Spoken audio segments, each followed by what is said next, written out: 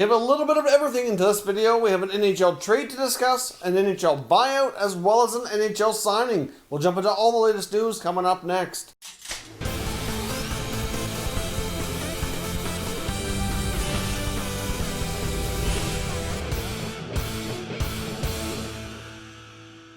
So welcome back to another video here at Top Shelf Hockey. Now, of course, we're in the middle of the 2020 NHL draft. We're just starting round 3 as I start to record this video. Obviously, there's a lot of different news topics going on today between trades, signings. It's been an incredibly busy day. Let's dive into the latest here. Now, the New York Rangers have finally traded prospect forward Lias Andersson. He is traded to the Los Angeles Kings in exchange for pick number 60 in today's NHL draft. Obviously, Andersson was I guess you could say, a disgruntled prospect who was not happy, ended up going back home to Europe and had requested to be traded.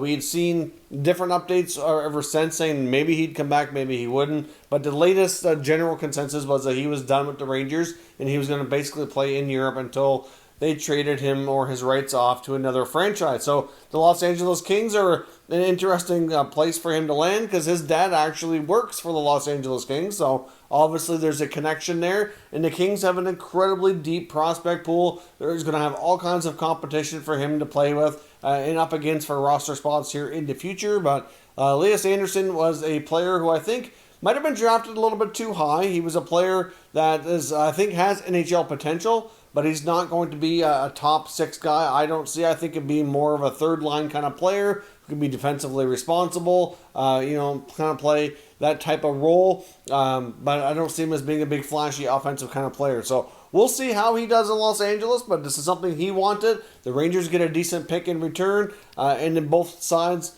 move on here. I mean, obviously the Rangers are pretty stacked in prospects as well, so they can certainly afford to move him along to make him happy, and the Kings can take a low risk here and get him in their system instead of whoever they would have drafted at number 60th overall. Now, as regards to the NHL buyouts, the Nashville Predators are busy. We actually have 2, with the main one being Kyle Turris. Kyle Turris has been bought out by the Predators, or at least he's on unconditional waivers for the purpose of buyouts. They won't be official on the books until tomorrow once he clears. But as I mentioned before, players on waivers for buyout never get claimed because why would any team put in a claim when they can sign them in a few days as an unrestricted free agent for much cheaper and continue on that way? So that would make a lot more sense. So Kyle Turris still had 4 years on that contract. He was traded, obviously, in that big Matt Duchene trade that saw a 3-way deal between the Senators, the Colorado Avalanche, and the Nashville Predators. He immediately got signed after going to Nashville, 6 years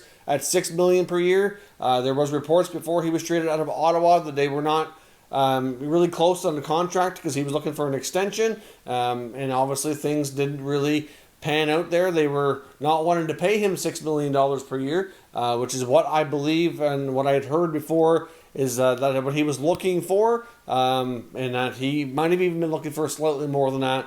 I'm not sure, because I know based on what the Senators said, it sounded like he wanted more than 6, but it's hard to say exactly what was true and accurate in that case, and I guess it doesn't really matter. At the end of the day, things did not work out for Kyle Turris in Nashville. It's been an absolutely disaster.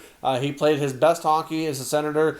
Obviously, I think he's a good player, and I think he's going to have a lot of interest for teams to be able to sign him at a much cheaper rate. Now, I'm going to give you a graphic here on the screen to show you how this buyout will impact the Predators' cap situation for the next several years, considering how long he had on it. It's a long-term commitment and an expensive thing, and this is not something we normally see out of the Predators organization, but obviously in the case of Kyle Turris, they're going to save $4 million per year over the next 4 years. So the buyout is going to take his cap hit from $6 million down to $2 million over the next 4 years apiece. So that's a substantial savings, but the only problem is they get an extra 4 years on top of that of dead cap space at $2 million per year. So obviously the Predators save now, and they're going to have to hope that the cap goes up a fair bit by the time that other part kicks in, because it's going to be a long-term commitment for Kyle Turris. He'll be getting paid from Nashville for a long, long time. So hopefully he'll be able to sign somewhere else for much cheaper,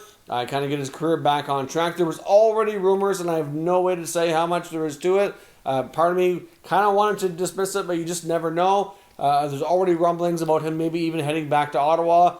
I know he kept his home there. He still spends a lot of time there in the offseason. And I know they could certainly use a veteran center iceman.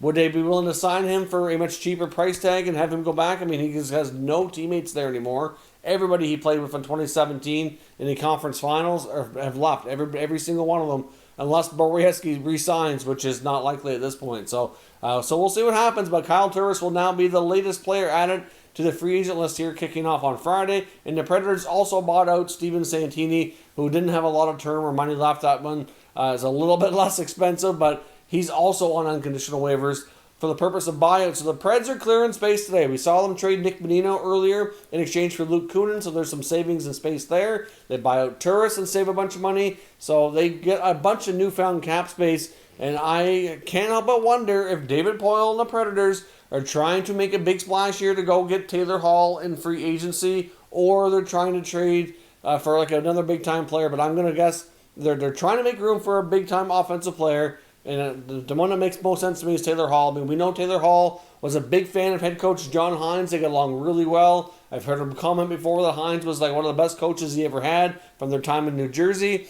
Things really worked there. So, and of course, he's now in Nashville. So I think the Preds are going after Hall. That's my prediction, but I guess we'll find out for sure if I'm right or not on Friday. And of course, the other item we have here today is we have a signing. Dylan Demelo, former Ottawa Senator again, another connection here to Ottawa, traded to Winnipeg at the deadline, has re-signed with the Winnipeg Jets.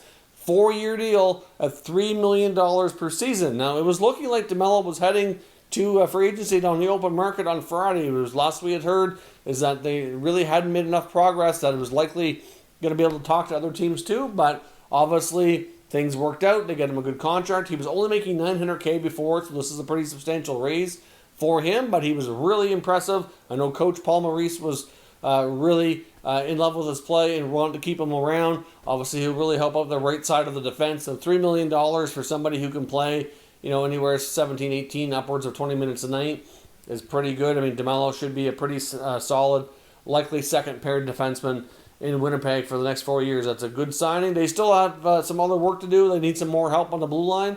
And I wouldn't be surprised to see Winnipeg continue to work on that. But Demelo is a good start. I know they were at risk to lose him. I really thought the signing would have happened sooner, but obviously negotiations didn't go as smoothly as many had thought they would. But Demelo has a nice upgrade for them. They paid a small price to get him at the deadline. I think it was only a third-round pick. And now he gets a big contract from the Jets, and he has his long-term security in place, and they get a piece of the blue line sticking around for a while, which would be good for them. So let me know your thoughts on all these latest news items here down in the comments, and we can discuss further. If you're new to the channel, consider subscribing and turning on your notifications so you don't miss any future content, and give this video a thumbs up if you enjoyed it. I'd appreciate it if you did. As always, thank you for watching, and I'll catch you next time.